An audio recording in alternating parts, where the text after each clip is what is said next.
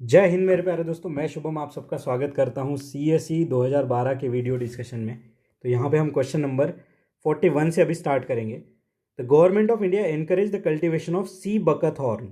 अब देखिए यहाँ पे आप समझिए कि एक पर्टिकुलर स्पीशीज सी बकथॉर्न, इसका जो है यहाँ पे इंपॉर्टेंस पूछ दिया है। ठीक है, जैसे कि देखिए हमने एक बारी हिमालयन नेटल वाला क्वेश्चन देखा था, कहाँ पे 2019 वाले प्री में। 2018 में हमने देखा था एक प्रेपोसिस जूलीफेरा नाम का पूछ लिया। 2022 में गुची पूछ लिया था यहाँ पे। ठीक है, तो इस तरीके से देखिए सिंगल इंडिविजुअल प्लांट पूछना यूपीएससी की एक हैबिट है। ठीक है, अब देखते हैं क्या कह रहा है। इट हेल्प्स, देखिए it helps in controlling the soil erosion and preventing desertification. ठीक है, पॉजिटिव पॉजिटिव बात कर रहा है। ठीक है, कोई यहाँ पे स्पेसिफिक ट्रैप तो हमें नहीं दिख रहा है। फिर देखते हैं, it is rich source of biodiesel. कह रहा है कि ये रिच सोर्स है बायोडीजल का। फिर कहता है it has a nutritional value and well adapted to live in the cold area of high altitudes. ठीक है, और फोर्थ क्या है, it's timber is of great commercial value. ठीक है, ग्रेट कमर्शियल वैल्यू। अब देखिए क्वेश्चन अगर मैं आपको बताऊं तो क्वेश्चन बहुत ज़्यादा टफ है, क्योंकि सी बकत और ऐसा तो नहीं कि हमारे घर के साइड में उग रहा है और हमें सब पता होगा इसके बारे में। यहाँ पे देखिए एक ट्रैप हम ऐसे सोच सकते हैं। ठीक है, मैं ऐसे ये हर टाइम रिकमेंड नहीं करूँगा, बट एक तरीके से हम सोच सकते हैं कि it is a great timber of great commercial value, great commercial value. ठीक है, अब देखिए यहाँ पे अगर इतना ग्रेट होता तो कहीं ना कहीं हमने इतने सारे फर्नीचर हमारे घर में भी है, तो हम कहीं ना कहीं तो देख लेते हैं। हम टीक और साल के जो फर्नीचर प्रोडक्ट्स है वो हमें देखने को मिल जाते हैं हमारे आजू बाजू वाले विसिनिटी में, नेबरहुड में। तो ग्रेट कमर्शियल वैल्यू, देखिए फोर्थ स्टेटमेंट है ग्रेट कमर्शियल वैल्यू। ठीक है, तो ग्रेट से ये दो हटे, बचा क्या, देखिए वन, वन एंड थ्री। ठीक है, वन, वन एंड थ्री। अब देखिए वन क्या कह रहा है, it helps in promoting preventing the soil erosion and preventing desertification, ये पॉजिटिव बात है। ठीक है, अब थर्ड क्या कह रहा है कि it has a nutritional value well adapted to live in cold areas of high altitude. अब यहाँ पे हमें ये लग सकता है कि सी बकथ हॉर्न है, तो ये सी से रिलेटेड होगा, तो हाई अल्टीट्यूड में कहाँ आएगा, तो थर्ड भी हम हटा सकते हैं। फिर यहाँ पे वन ओनली मार्क करोगे, तो इसलिए मैं कह रहा था कि क्वेश्चन जो है थोड़ा टफ है। ठीक है, तो यहाँ पे अभी सीधा सीधा जो है हम इसका आंसर देख लेते हैं, इससे रिलेटेड चीज़ों को हम जो यहाँ पे पढ़ लेते हैं। ठीक है, तो यहाँ पे देखिए दोस्तों, जो हमारा आंसर है वो है 1 और 3 इज करेक्ट। तो क्वेश्चन नंबर जो 41 है इसका आंसर है सी। ठीक है, तो ये देखिए दोस्तों, हाई अल्टीट्यूड वाले जैसे कि हिमाचल प्रदेश वाले रीजन में ये हमें देखने को मिलता है सी बकथॉर्न। ठीक है, इसकी देखिए मेडिसिनल प्रॉपर्टीज़ है। अब ये हिमाचल के साथ साथ देखिए लद्दाख हो गया, उत्तराखंड, सिक्किम, अरुणाचल प्रदेश, यहाँ पे हमें मिल जाता है। ठीक है, बाकी देखिए नेक्स्ट, तो यहाँ पे आंसर है हमारा 1 और 3। ठीक है, टफ क्वेश्चन था। देखिए बायोडीजल यहाँ पे नहीं है। हम मोस्टली देखते हैं कि बायोडीजल एक एनर्जी, अल्टरनेट एनर्जी सोर्स का है, तो ये वाला ऑप्शन हमारा हो सकता है, बट यहाँ पे नहीं है, इसलिए मैंने कहा कि ये क्वेश्चन टफ है। और देखिए ऐसे एक दो क्वेश्चन हर साल होते हैं जिनका कहीं हमें जो है एक्यूरेट चीज़ पे हम नहीं पहुंच पाते। नेक्स्ट देखिए आगे बढ़ते हैं हम लोग, अगला क्वेश्चन यहाँ पे देखते हैं। कहता है which one of the following is the chief characteristics of mix farming. ठीक है, अब देखिए दोस्तों, मिक्स फार्मिंग जो होता है ना, इसमें हम एग्रीकल्चर के साथ साथ जो है एनिमल हस्बेंड्री को भी यहाँ पे साथ में लेके चलते हैं। तो देखिए यहाँ पे आंसर क्या है, rearing of animal and cultivation of crop together, ये होता है मिक्स फार्मिंग। ठीक है, फिर देखिए कल्टिवेशन ऑफ 2 और more crop in the same field, इसे मिक्स क्रॉपिंग कहते हैं दोस्तों। देखिए ये शंकर आईएएस में सारी चीज़ें मेंशन है, और अगर हम एग्रीकल्चर जनरल कहीं भी पढ़ रहे हैं एनसीईआरटी में भी, तो भी ये मेंशन है। ठीक है, तो यहाँ पे इसे क्या कहते हैं, मिक्स क्रॉपिंग कहते हैं, ना कि मिक्स फार्मिंग। और मिक्स फार्मिंग किसे कहते हैं, जहाँ पे एनिमल एंड एग्रीकल्चरल क्रॉप साथ में आ जाते हैं। ठीक है, तो यहाँ पे आंसर है हमारा सी। इतना ही जानना था इसके बारे में, ज़्यादा कोई डिटेलिंग की जरूरत नहीं है। नेक्स्ट देखिए question number 43। A particular state in India has the following characteristics. बहुत ही अमेजिंग क्वेश्चन है, बहुत ही बढ़िया। ठीक है, यहाँ से हमें पता भी चलेगा कि अगर कोई स्टेट्स को अगर यहाँ पे डिफाइन करना भी है या फिर उसके बारे में कैरेक्टरिस्टिक्स भी देना है, तो एग्जामिनर किस तरीके से यहाँ पे क्वेश्चंस पूछेगा। कहता है third, over 12% of forest cover constitute protected area network in the state. 12%। It has over 80% of its area under forest cover. ठीक है, नेक्स्ट देखिए, it is located on the same latitude which passes through Rajasthan. ठीक है, which passes through Rajasthan. अब देखिए यहाँ पे हमारे पास तो कोई इंडिया का मैप है नहीं, तो हमें यहाँ पे विजुअलाइज ही करना पड़ेगा चीज़ों को। ठीक है, तो इस तरीके से अगर हम देखेंगे, ओके, अब देखिए यहाँ पे ये आपके सामने मैप है, यहाँ पे हमारे राजस्थान, यहाँ पे है राजस्थान। अब सेम लैटिट्यूड यहाँ पे पूछा है, तो इस तरीके से हमें यहाँ पे जाना पड़ेगा, ठीक है। अब देखिए यहाँ पे थोड़ा आसाम वाला रीजन भी, अब ऑप्शन में क्या क्या है देख लेते हैं। ऑप्शन में क्या है देखिए, अरुणाचल प्रदेश है, आसाम है, हिमाचल प्रदेश है, उत्तराखंड है।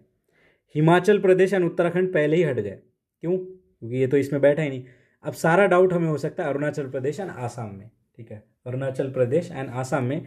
और यहाँ पे देखिए दोस्तों, एग्जामिनर आपका बेस्ट फ्रेंड है, मैं हमेशा क्यों कहता हूँ, यहाँ पे उसने बोला है नदन राजस्थान। देखिए आसाम तो हमारे ये सदन वाले रीजन में आ गया, नदन में क्या आ रहा है, अरुणाचल प्रदेश। तो ये फर्स्ट स्टेटमेंट ही यहाँ पे मोस्ट इंपॉर्टेंट है।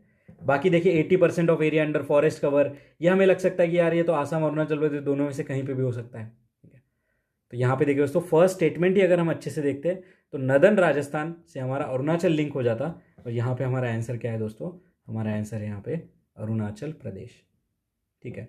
यहाँ पे हमारा आंसर है अरुणाचल प्रदेश। बाकी देखिए एरिया वाइज कौन से स्टेट में ज़्यादा जो है हमारा फॉरेस्ट है, परसेंटेज वाइज कौन से स्टेट में ज़्यादा है, ये ऑलरेडी हमने देखा है, ठीक है। फिर मैं बता देता हूँ, एरिया वाइज अगर देखिए एमपी में सबसे ज़्यादा है, फिर अरुणाचल प्रदेश, फिर छत्तीसगढ़, फिर उड़ीसा और उसके बाद महाराष्ट्र। परसेंटेज वाइज देखिए यहाँ पे मिजोरम सबसे टॉप पे है, फिर अरुणाचल प्रदेश, फिर मेघालय, मणिपुर एंड देन हमारा नागालैंड, ठीक है।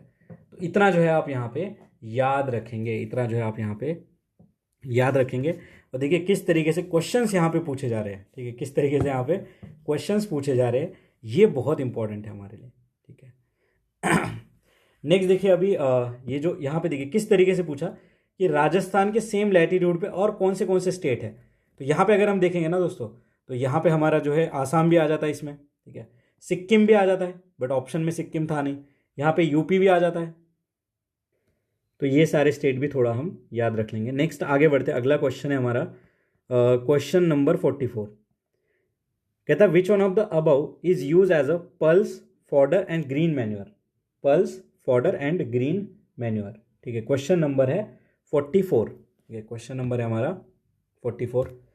अब यहाँ पे देखिए cowpea, green gram, pigeon P, ठीक है। देखिए दोस्तों ये जो पर्टिकुलर क्वेश्चन है ना, ये थोड़ा डाउटफुल है, ठीक है। अब देखिए अगर मेरे हिसाब से आप आंसर पूछोगे ना, तो मुझे आंसर लग रहा है 1 2 3, क्योंकि मैं एग्रीकल्चर बैकग्राउंड से हूँ। देखिए यहाँ पे cow P, green gram, pigeon P, ठीक है। अब यहाँ पे पूछा pulse, fodder and green manure, तो इन तीनों का यूज़ यहाँ पे जनरली हो जाता है दोस्तों। तीनों यहाँ पे जो है फोरेज क्रॉप है, यानी कि फॉडर क्रॉप है, पल्स भी इनकी यूज़ होती है, और ग्रीन मैन्योर में भी हम यूज़ कर सकते हैं, ठीक है। बट यहाँ पे ट्रैप है कि यूपीएससी ने अपनी जो ऑफिशियल की है 2012 की, मतलब आज से 11 साल पहले की बात है, 11-12 साल पहले की बात, वहाँ पे इन्होंने आंसर दिया था अपना 1 एंड 2। अभी क्यों दिया, कैसे दिया, मैंने हमेशा आपको बताया, यूपीएससी वर्डिक्ट देता है, वो कोई एक्सप्लेनेशन नहीं देता है, ठीक है। तो एज पर यूपीएससी यहाँ पे आंसर है 1 एंड 2। बट आगे चल के अगर कुछ भी आता है सेम टू सेम क्वेश्चन आएगा तो 1 एंड 2 ही मारना, बट अगर कुछ ये स्टेटमेंट चेंज हो जाता है तो 1 2 3 यहाँ पे हम टिक मार्क कर सकते हैं, ठीक है। यहाँ पे जो हम टिक मार्क कर सकते हैं। अब ये जो क्वेश्चन है ना, इसे हम थोड़ा कनेक्ट करूँगा मैं।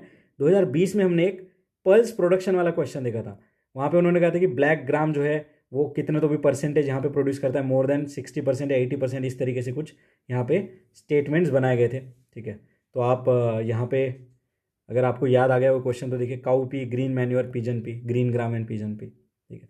तो ऐसे 2020 में हमें पल्सेस के परसेंटेज ऑफ प्रोडक्शन ऐसा कुछ क्वेश्चन यहाँ पे पूछ दिया था। नेक्स्ट देखिए अगला क्वेश्चन है, which one of the following factor influence the ocean currents. Ocean currents directly हमारे एनसीईआरटी से क्वेश्चन है, क्या कह रहा है, rotation of the earth, air pressure and wind, density of the ocean water and revolution of the earth, ठीक है। देखिए दोस्तों ऑप्शन देखिए, ऑप्शन में कहीं भी 1 2 3 4 नहीं है, ठीक है, 1 2 3 4 यहाँ पे नहीं है।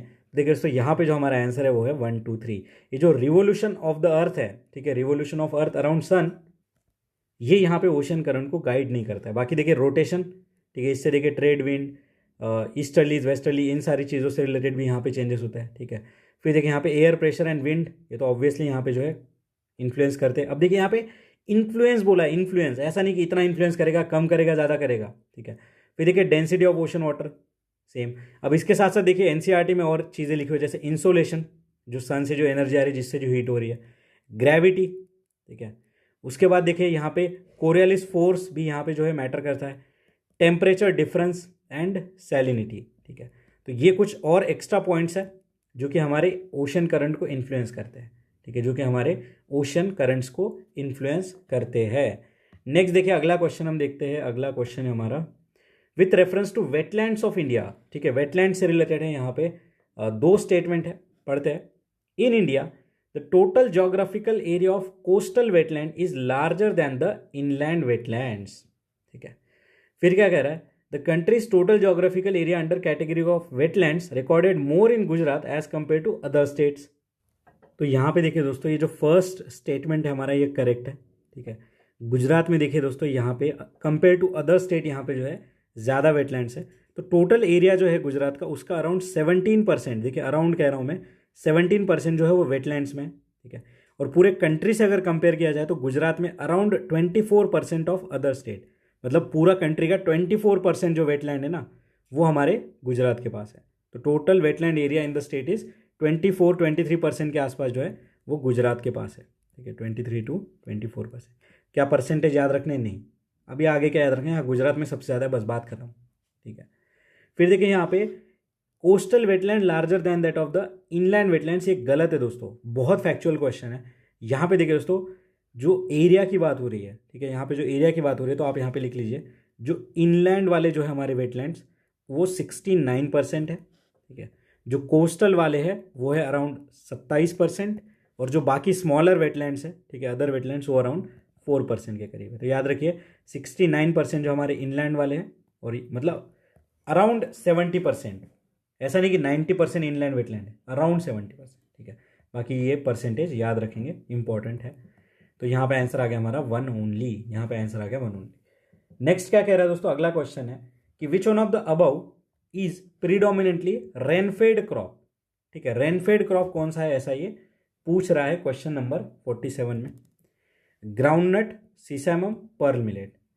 तो देखिए पर्ल मिलेट ये हमारा मिलेट है, और हम सब पढ़ते ही आ रहे हैं कि मिलेट इतना ज़्यादा न्यूज़ में, इंटरनेशनल ईयर ऑन मिलेट। तो यहाँ पे देखिए दोस्तों तीनों के तीनों स्टेटमेंट हमारे करेक्ट है, ग्राउंडनट, सीसैमन एंड पर्ल मिलेट। तो यहाँ से समझ के आ रहा है, एक बार उन्होंने खरीफ क्रॉप कौन सा है पूछ दिया, ठीक है। अब पूछ रहा है कि रेनफेड क्रॉप कौन सा है इसमें से। तो यहाँ पे देखिए दोस्तों ये तीनों जो है हमारे रेनफेड के अंदर आते हैं, ठीक है। प्रीडोमिनेंटली, यहाँ पे वर्ड ये इंपॉर्टेंट है, प्रीडोमिनेंटली। अब यहाँ पे रेनफेड में और क्या क्या चीज़ें आ जाती है, जैसे कि ऑयल सीड्स हो गए, ठीक है, पल्सेस भी हमारे रेनफेड में ही आ जाती है। तो ये थोड़ा हम याद रखेंगे। बाकी देखिए रेनफेड क्रॉप जो है ना दोस्तों, ये अराउंड 60% हमारे नेट सोन एरिया का अकाउंट करते हैं, ठीक है। जो नेट सोन एरिया उसका 60% जो है रेनफेड एरिया से आता है। नेक्स्ट अगला क्वेश्चन देखते हैं। If you travel in Himalayas you will see the following: deep gorge, U-turn river course, parallel mountain range and steep gradient causing landsliding, ठीक है।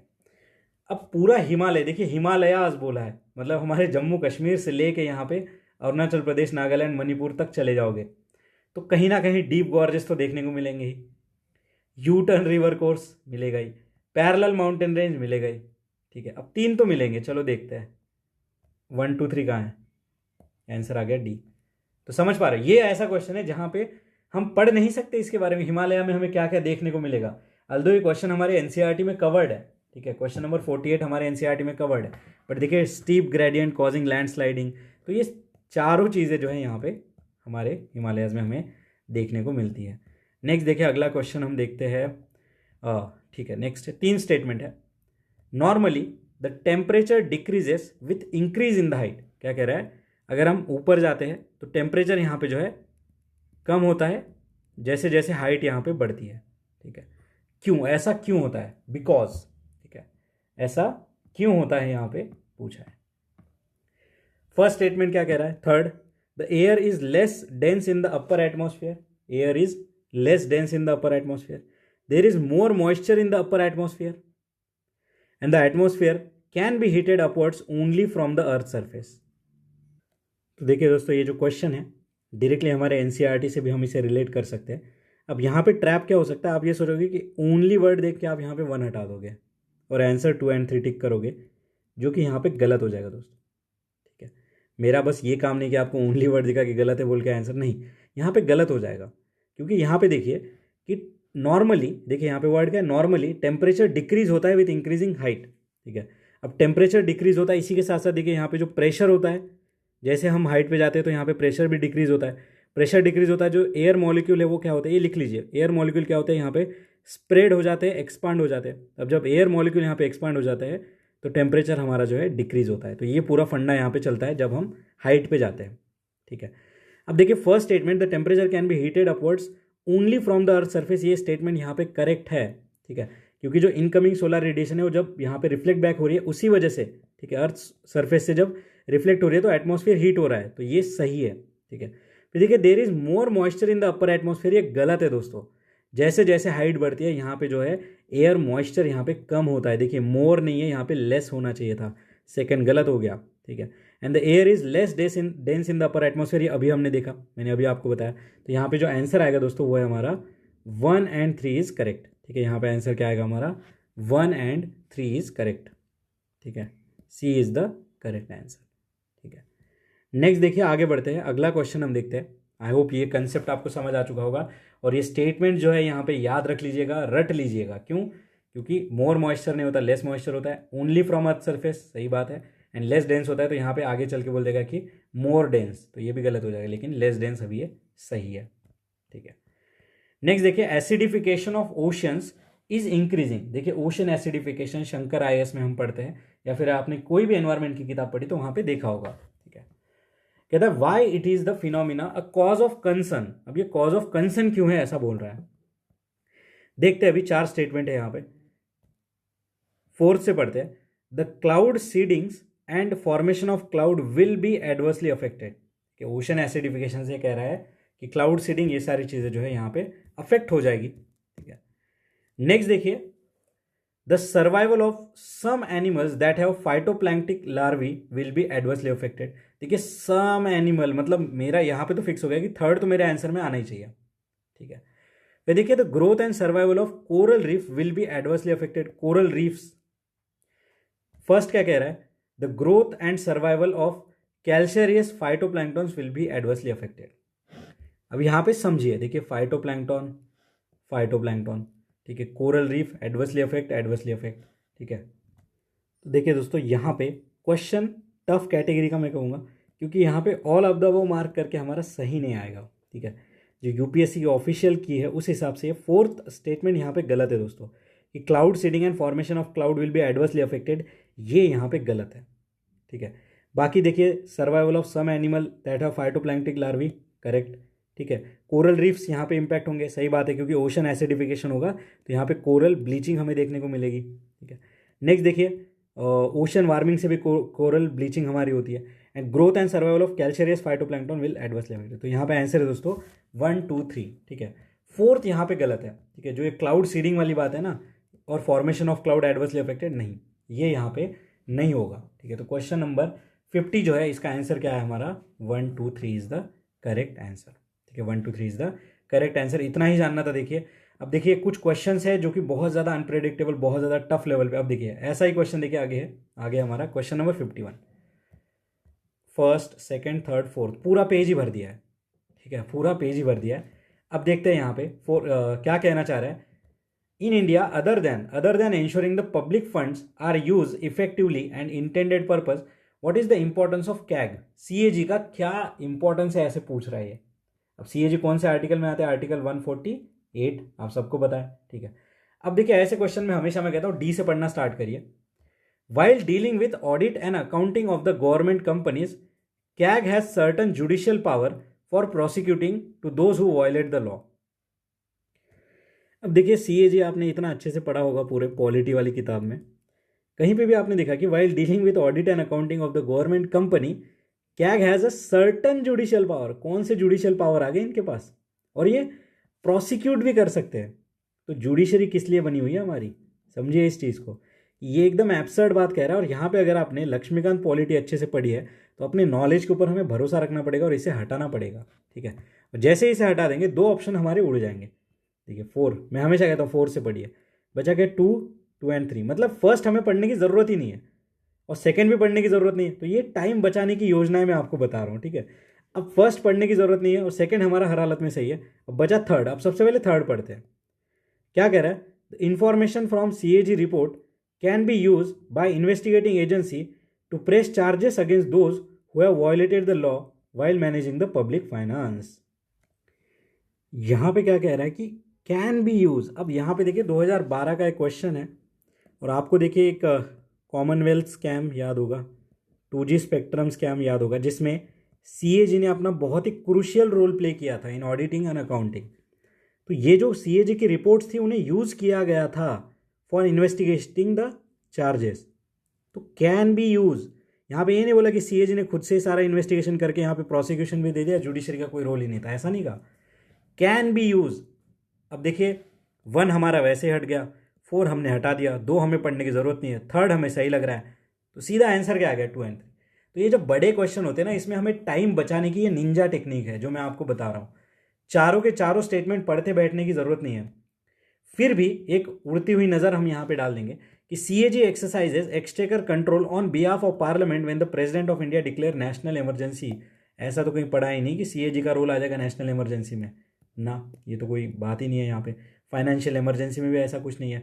और कंट्रोल करेगा CAG, और फंड कंट्रोल करने की जो बात है ये पूरा पार्लियामेंट के पास है हमारे पास, और स्पेसिफिकली यहाँ पे मिनिस्ट्री ऑफ फाइनेंस ये सारी चीज़ें देखता है।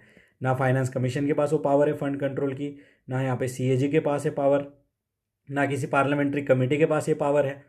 ठीक है, तो देखिए आप कैसे क्वेश्चन, नीति आयोग के पास नहीं है पावर ऐसा कुछ, तो ये पावर ऐसे बोलेगा कि हाँ ये जो फंड है कंट्रोल ये करेगा, जो कि गलत है। ठीक है, यहाँ पे आंसर क्या आएगा दोस्तों हमारा 2 and 3 is the correct answer. ठीक है, 2 and 3 is the correct answer. तो देखिए दोस्तों यहाँ पे CAG के बारे में हम पढ़ते हैं इतना डिटेल में, बट क्वेश्चन कैसे पूछा UPSC ने, कितना ब्यूटीफुली क्वेश्चन यहाँ पे जो है बनाया गया है CAG के बारे में, कि एक स्टेटमेंट में बोल दिया कि हाँ जो है फाइनेंशियल कंट्रोल करेगा। 4th स्टेटमेंट में यहाँ पे क्या बोला था, हमने पढ़ा भी था ये, कि जुडिशियल पावर्स होती है इनके पास। तो देखिए जो हमने पढ़ा नहीं ना उसे सही मत मानिए। इवन मतलब एटलीस्ट जो पेपर हम कर रहे हैं ना यहाँ पे जिनमें हमें पता है कि पॉलिटी का CAG टॉपिक तो हम बहुत अच्छे से पढ़ते हैं, तो वहाँ पे तो हमें खुद पे भरोसा रखना ही रखना है। ठीक है, वहाँ पे हमें खुद पे भरोसा रखना ही है। अभी नेक्स्ट हम अगला क्वेश्चन देखते हैं। यहाँ पे जो नेक्स्ट क्वेश्चन है हमारा क्वेश्चन नंबर 52। ठीक है, क्वेश्चन नंबर 52, जननी सुरक्षा योजना। जैसे ही मैंने जननी सुरक्षा योजना बोला आपको याद आ जाना चाहिए 2023 CSE वाला पेपर। क्वेश्चन नंबर 52 हम देख रहे हैं, कहता है to promote the institutional delivery. सही बात है, ये 2023 में मेंशन था। ठीक है, to provide monetary assistance to a mother to meet the cost of delivery. ठीक है, मॉनिटरी असिस्टेंस की ये बात कह रहा है। फिर क्या कह रहा है, to provide wage loss due to pregnancy and confinement. ठीक है, तो देखिए दोस्तों ये जो प्रधानमंत्री जननी सुरक्षा योजना है, ठीक है, प्रधानमंत्री जननी सुरक्षा योजना, इसमें वेज लॉस की बात नहीं करी जाती, वेज लॉस की बात करी जाती है प्रधानमंत्री मातृवंदन योजना। लिख लीजिए, वेज लॉस की बात यहाँ नहीं होती है। बाकी देखिए मॉनिटरी असिस्टेंस दिया जाता है to meet the cost of delivery, correct, and institutional delivery यहाँ पे प्रमोट करी जाती है। तो जो हमारा क्वेश्चन नंबर 52 है इसका आंसर क्या आया 1 and 2। बट यहाँ से सीखने की बात क्या है कि किसी और स्कीम का जो प्रोविज़न है, किसी और स्कीम का जो प्रोविज़न है उसे उठा के यहाँ पे जो है गवर्नमेंट ने बोल दिया कि ये इस स्कीम के अंदर आता है, मतलब स्कीम का यहाँ पे जो है स्वैप कर दिया गया है। यहाँ पे देखिए दोस्तों स्वैप कर दिया गया है। और ये जो हमारा प्रधानमंत्री मातृवंदन योजना मैंने आपको बताया, तो यहाँ पे कैश इंसेंटिव दिए जाते हैं वुमन को to take a rest before and after delivery of a first living child. ठीक है, तो जो फर्स्ट लिविंग चाइल्ड होता है इसके लिए यहाँ पे बिफोर एंड आफ्टर डिलीवरी उन्हें रेस्ट करने के लिए यहाँ पे कुछ कैश इंसेंटिव दिया जाता है। तो यहाँ पे आंसर है हमारा 1 and 2। यहाँ पे आंसर क्या है हमारा 1 and 2। ठीक है, नेक्स्ट देखिए ये जो हमारा जननी सुरक्षा योजना है नेशनल रूरल हेल्थ मिशन के अंदर आता है। ठीक है, नेशनल रूरल हेल्थ मिशन के अंदर UPSC ने 2023 में क्या बोला कि it is under state department, जो कि गलत था। ठीक है, अगला क्वेश्चन देखते हैं, prime minister of India at the time of his और हर अपॉइंटमेंट। सीधा क्वेश्चन है, लक्ष्मीकांत से उठाया है। ठीक है, कहता है नीड नॉट नेसेसरीली, शब्दों को समझिए, not necessarily B a member of one of the house of the parliament but must become a member of one of the house with in 6 months। Prime minister, CM, ये जब topic पढ़ोगे ना अब, तो ये वाला चीज़ जो है ना बहुत अच्छे से वहाँ पे पहले ही पेज पे मेंशन है कि अगर अभी मुझे प्राइम मिनिस्टर बनना है, बनाना चाहे, ठीक है, मोदी जी अगर मुझे प्राइम मिनिस्टर बनाना चाहे, तो यहाँ पे एज क्राइटेरिया वो सारी चीज़ें तो है, but need not necessarily be a member of one of the house of the parliament, must become a member of one of the house with in 6 months। तो अभी मुझे प्राइम मिनिस्टर की शपथ दिला देंगे, बट 6 महीने के भीतर भीतर मुझे लोकसभा या राज्यसभा दोनों में से किसी एक हाउस का मेंबर यहाँ पे बनना पड़ेगा। नॉमिनेटेड हो, कोई भी हो सकता है वो, ठीक है। बट 6 महीने के अंदर मुझे बनना पड़ेगा। और दूसरी एक चीज़ है कि विद इन 1 मंथ, मैं प्राइम मिनिस्टर बनने के विद इन 1 मंथ मुझे यहाँ पे मेरी मेजॉरिटी साबित करनी पड़ेगी। Show majority with in a month. तो 1 मंथ में अपनी मेजॉरिटी दिखानी है और 6 महीने के अंदर अंदर यहाँ पे इलेक्ट होके आना है। तो ये जो क्वेश्चन नंबर 53 है, इसका आंसर क्या है? ए। आई होप ये चीज़ आप यहाँ पे समझ चुके होंगे, ठीक है। और ये जो बात यहाँ पे कर रहे हैं, हम आर्टिकल 75 की यहाँ पे बात कर रहे हैं। बाकी देखिए, not necessarily become a member of house but must become a member of Lok Sabha. देखिए, ऐसा क्वेश्चन बन सकता है स्टेटमेंट कि प्राइम मिनिस्टर बनने के लिए आपको लोकसभा का मेंबर बनना पड़ेगा, नहीं, राज्यसभा का भी हो सकता है। अब ऐसा एग्जाम्पल कौन है, राज्यसभा से कौन बने थे? मदन मोहन सिंह नहीं, मनमोहन सिंह जी, ठीक है। मनमोहन सिंह जी राज्यसभा से आते थे। Must be a member of one of the house, no. Must be a member of Lok Sabha, नहीं। तो यहाँ पे one only is the correct. तो देखिए, गलत ऑप्शन देख के बहुत सारी चीजें, कंसेप्ट हमारे क्लियर होते हैं। आगे बढ़ते हैं with reference to delimitation commission. बहुत इंपॉर्टेंट टॉपिक है दोस्तों, डीलिमिटेशन कमीशन। इसके ऊपर बहुत ज़्यादा न्यूज़ बन रही है, ठीक है। तो ये याद रखेंगे। अभी देखते क्या कह रहे हैं। 2 स्टेटमेंट है। When the order of delimitation commission are laid before the Lok Sabha and state legislative assembly, they cannot effect any modification in this order. ये सीधा सीधा स्टेटमेंट देखिए दोस्तों, हमारे लक्ष्मीकांत से है। और डीलिमिटेशन कमीशन जब भी आप पढ़ोगे ना, तो ये चीज़ याद रखिए कि डीलिमिटेशन कमीशन ने जो बोल दिया वो है पत्थर की लकीर, उसे कोई चेंज नहीं कर सकता, ठीक है। लोकसभा और state legislative assembly cannot effect, तो ये दोनों इसको चेंज नहीं कर सकते। कहता the order of delimitation commission cannot be challenge in the court of law, ठीक है। The order of delimitation commission cannot be challenge in the court of law. हमें लगेगा कि यार ये चीज़ कैसे नहीं हो सकती, तो नहीं हो सकती है। कुछ कुछ होते हैं, देखिए हमें पता है कि हाँ सुप्रीम कोर्ट जो हर चीज़ में जा, बट यहाँ पे ये चीज़ इसमें लिखी हुई है, इस एक्ट के अंदर लिखी हुई है। डीलिमिटेशन कमीशन का जो एक्ट है जिसमें सारी चीज़ें मेंशन है, ठीक है। तो यहाँ पे cannot be challenge in any court of law सही है।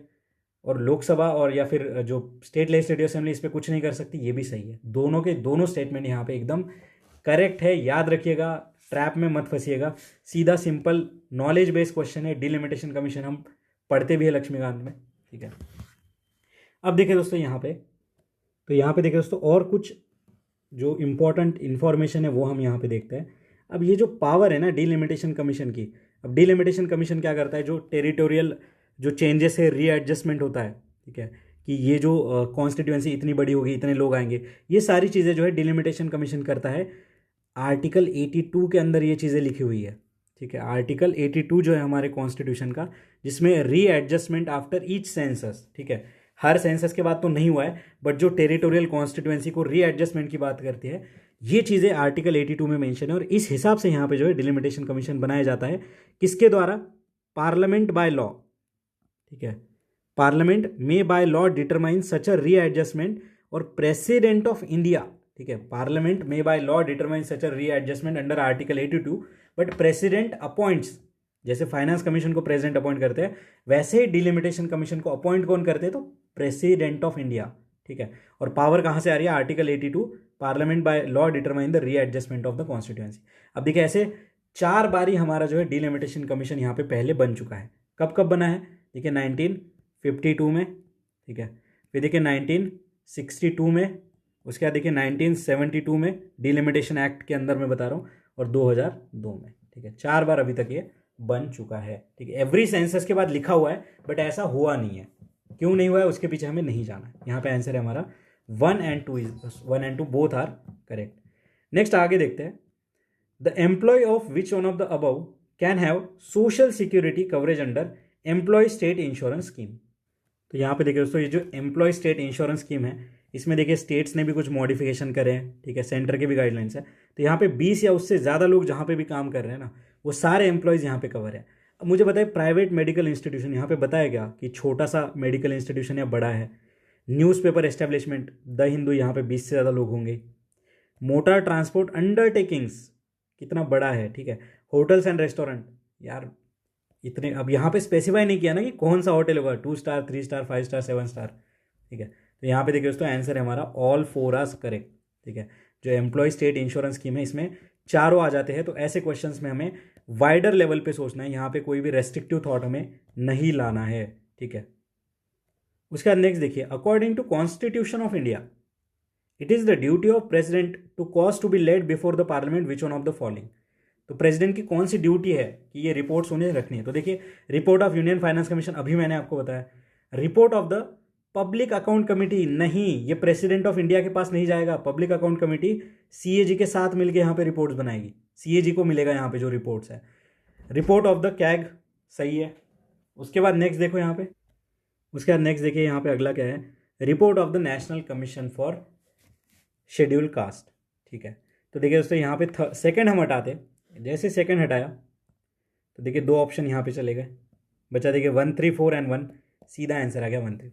अब याद रखिए, देखिए national commission for schedule caste के साथ साथ यहाँ पे देखिए national commission for schedule tribe भी अपनी रिपोर्ट देता है, national commission for backward classes जो है वो भी अपनी रिपोर्ट देता है। ठीक है, फिर देखिए जो हमारा एनुअल फाइनेंशियल स्टेटमेंट होता है, बजट जिसे एनुअल फाइनेंशियल स्टेटमेंट कहता है, वो भी प्रेसिडेंट ऑफ इंडिया के पास ही जाता है सबसे पहले। ठीक है, तो ये मैंने बताया भी था, cause to be laid before president of India, इस तरीके से। ठीक है, तो ये सारी चीज़ें जो है हमें याद रखनी है कि प्रेसिडेंट ऑफ इंडिया के पास कौन सी रिपोर्ट्स जाती है, क्योंकि ऐसे क्वेश्चंस बन सकते हैं। ठीक है, ऐसे क्वेश्चन बन सकते हैं। नेक्स्ट देखिए यहाँ पे जो यूपीएससी की एनुअल रिपोर्ट होती है ये भी यहाँ पे जाती है। ठीक है, यूपीएससी की एनुअल रिपोर्ट भी यहाँ पे जाती है। ठीक है, नेक्स्ट ओके, इतना ही हमारे काम का था, बाकी ये पब्लिक अकाउंट कमेटी वाला गलत है। नेक्स्ट आगे बढ़ते हैं, यहाँ पे आंसर है हमारा 1, 3 एंड 4। उसके बाद okay, deadlock between Lok Sabha and Rajya Sabha calls for joint sitting. Joint sitting का आर्टिकल मैंने आपको बताया था 108। कैसे याद रखना है, इस तरीके से कि यहाँ पे एक एमपी बैठा और यहाँ पे एक एमपी बैठा हुआ है। ठीक है, तो joint sitting of the parliament, तो ये 8 को इस तरीके से इमेजिन करके जो थोड़ा याद हो जाएगा। ठीक है, ड्यूरिंग द पैसेज, तो ordinary bill, money bill, constitutional amendment bill. तो देखिए दोस्तों यहाँ पे ज्वाइंट सिटिंग जो होती है मनी बिल के लिए नहीं होती है, कॉन्स्टिट्यूशनल अमेंडमेंट बिल के नहीं होती है, ordinary bill and finance bill के लिए हो जाती है। इसमें भी फाइनेंस बिल 1 एंड 2 वाले जो है चीज़ है, बट उतना डिटेल हमें नहीं जाना है। देखिए मनी बिल 110 में है, कॉन्स्टिट्यूशनल अमेंडमेंट बिल आर्टिकल 368 में हमारा इसके बारे में मेंशन है। ठीक है, तो जो क्वेश्चन नंबर 57 है इसका आंसर क्या है, 1 only is the correct answer. ठीक है, 1 only is the correct answer. और ये जो ज्वाइंट सीटिंग से जो भी हमारी मीटिंग होती है दोस्तों, यहाँ पे लोकसभा प्लस राज्यसभा से मेंबर आते हैं, और इस ज्वाइंट सीटिंग का जो डिसीजन होता है वो सिंपल मेजोरिटी से यहाँ पे डिसाइड किया जाता है। सिंपल मेजोरिटी से यहाँ पे डिसाइड किया जाता है ज्वाइंट सीटिंग। उसमें कौन से बिल पास हुए थे ऑलरेडी हमने यहाँ पे कवर कर लिया है। तो देखिए रिपीटेशन आप यहाँ पे देख सकते हो, 1 ओनली इज द करेक्ट। अगला क्वेश्चन है, how district rural development agency helps in reduction of rural poverty. अब कैसे हेल्प करेगा, अब इसमें देखिए एक एब्सर्ड सा स्टेटमेंट है, मैं आपको बताना चाहूंगा कि DRDA act as a panchayat raj institution in certain, देखिए ये सर्टन वर्ड थोड़ा गड़बड़ कर रहा है, specified backward region of the country. तो पंचायत राज करके डीआरडीए अगर एक्ट करेगा तो पंचायत राज क्या करेगा, पंचायत राज तो कॉन्स्टिट्यूशनल मैंडेट है हमारा। ठीक है, तो देखिए दोस्तों ये in coordination with panchayat raj काम करता है, it does not act as a panchayat raj institution. तो ये हमारा गलत हो गया। ठीक है, फिर जैसे फर्स्ट गलत हुआ यहाँ पे देखते हैं, दो चीजें हमारी चली गई, बचा 3, 4 एंड 4 ओनली। अब थर्ड पे हमारा सारा जो है यहाँ पे खेल बचा हुआ है। थर्ड पढ़ते हैं, it secures inter sectoral and inter departmental coordination and cooperation for effective implementation of anti poverty program, positive बात है। फोर्थ तो हमारा सही है, watch over ensure the effective utilization of funds. अब यहाँ पे आपको डाउट आ सकता है सेकंड में। ठीक है, सेकंड क्या कह रहा है कि it undertakes area specific scientific study to cause the poverty and malnutrition and prepare the detail remedial measure. ये गलत है दोस्तों, ऊपर से पढ़ने में हमें लगेगा कि यार ये तो सही हो सकता है, बट पहला जैसे हमने पढ़ा तो यहाँ पे 2 ऑप्शन और ये तो हट ही गया, बचा 3 एंड 4। इसमें से देखिए हमारा आंसर आएगा 3 एंड 4 इज द करेक्ट। ठीक है, तो जो क्वेश्चन नंबर 58 है हमारा, इसका आंसर है बी। आगे चल के अगर ऐसा कुछ आए ना कि it act as a panchayat raj body या फिर ये एब्सर्ड से स्टेटमेंट्स होते हैं। ठीक है, और ये जो डिस्ट्रिक्ट रूरल डेवलपमेंट एजेंसी है ये मिनिस्ट्री ऑफ रूरल डेवलपमेंट के अंदर काम करता है। इतना कोई इसको पावर नहीं है कि ये हमारा जो पंचायत राज है इसके बिहाफ पे काम करने लग जाए। ठीक है, तो ये आप याद रखिए, इनका एक सपोर्टिव रोल होता है, आगे बढ़ते हैं, जो नेक्स्ट हमारा है अगला क्वेश्चन। और देखिए यहाँ पे कोई एरिया स्पेसिफिक स्टडी इसका कोई मेंशन है नहीं इनके बारे में। अगला क्वेश्चन है हमारा question number 59, which one of the following are among the fundamental duty of citizen laid down in the Indian constitution. ये क्वेश्चन मैं नहीं कराऊंगा क्योंकि fundamental duty, fundamental right, DPSP, इनके क्वेश्चन आपको रटे होने चाहिए। देखिए, to preserve the rich heritage of our composite culture, सही बात है। देखिए ये जो फंडामेंटल ड्यूटी है आर्टिकल 51A के अंदर आते हैं हमारे, ठीक है। 11 फंडामेंटल ड्यूटीज है। To protect the weaker section नहीं, to develop the scientific temper correct, strive for excellence in all the sphere सही। अब यहाँ पे ऑल बोल के ये गलत मत मानिए, अगर ये आप कर रहे हो तो आपको रिवीजन की ज़रूरत है। यहाँ पे आंसर है हमारा 1, 3 and 4 is correct, 1, 3, 4 is correct, ठीक है। तो 11 की 11 फंडामेंटल ड्यूटी अभी रट लीजिए अगर आपको नहीं पता है तो। ऐसे क्वेश्चन जो है हमारे मार्क्स यहाँ पे कट नहीं होने चाहिए। What is the provision to safeguard autonomy of supreme court of India? Supreme court of India की ऑटोनॉमी के लिए क्या प्रोविजन है? 3 चीज़ें हैं यहाँ पे, अच्छा 4 स्टेटमेंट है। फोर्थ से पढ़ते हैं। कहता all the appointments of officer and staff of supreme court of India is made by government only after consulting with CGI, ठीक है। कहता all the appointment of officers and staff, भाई कितना डिटेल में चलेगा ये। Officer and staff of the supreme court is made by government, ये तो पूरा इंटरफेरेंस यहाँ पे बता दिया कि गवर्नमेंट का इंटरफेरेंस आ गया टोटल। और जुडिशियल ऑटोनॉमी हम देखते हैं, NGAC वाला हमने देखा था 2019 में क्वेश्चन। और ये all the appointment of the staff of supreme court, ठीक है। तो 4 चलिए हटा के देखते हैं। 4 अगर हटाया, देखिए 4 से पढ़ना है, मैंने बताया था 4 हटाइए, आंसर आ गया 1 एंड 3। तो देख पा रहे हो आपकी 4th से पढ़ने का क्या यहाँ पे जो है लॉजिक और मैजिक है। चलिए अब 3rd देखते हैं। 3rd क्या कह रहा है? द सैलरी ऑफ द जजेस are charge on consolidated fund of India to which legislature does not have a power to vote, correct. इसी से तो जो है यहाँ पे ऑटोनॉमी मेंशन होगी। सुप्रीम कोर्ट जजेस can be removed by chief justice of India only, नहीं, इसका रिमूवल प्रोसेस है, प्रॉपर रिमूवल प्रोसेस है। ये प्रोसेस वाला क्वेश्चन कहाँ देखा था, याद करिए। CSE 2019 में हमने देखा था, 4 स्टेटमेंट वाला क्वेश्चन था। वहाँ पे चीज़ें मेंशन थी, सुप्रीम कोर्ट के जज होते हैं उन्हें कैसे निकाला जाता है, स्पीकर के पास डिस्क्रिप्शन होता है कि वो मोशन को एक्सेप्ट करे या नहीं। यहाँ पे 3 जजेस की कमेटी बनती है। आपको याद आ रही है ये चीज़ है? तो अगर आपको याद आ रहा है तो आपने अच्छे से उस क्वेश्चन को सॉल्व किया है, या आपने उस क्वेश्चन को अच्छे से यहाँ पे सॉल्व किया है, ठीक है। नेक्स्ट देखिए, अभी फर्स्ट वाला तो गलत हो गया हमारा। While appointing the supreme court जज president has to consult with the chief justice of India, सही बात है, ठीक है। तो देखिए दोस्तों यहाँ पे ये गलत हो गया, ये CGI ही यहाँ पे रिमूव कर सकते नहीं, यहाँ पे पूरा एक प्रोसेस होता है, ठीक है, डिटेल स्क्रूटिनी होती है यहाँ पे, ठीक है। 3rd हमारा यहाँ पे सही है, और 4th तो हमने सबसे पहले हटाया। और देखिए जैसे 4th हटा दिया सीधा हमारा आंसर आ गया था 1 एंड 3। तो इस तरीके से भी क्वेश्चन पेपर में हम आंसर तक पहुँच सकते हैं। अभी इस वीडियो को यहीं तक रखते हैं, अभी नेक्स्ट वीडियो में मिलेंगे अगले क्वेश्चंस के साथ। तब तक के लिए पढ़ते रहिए, मुस्कुराते रहिए, मिलते हैं ब्रेक के बाद। धन्यवाद।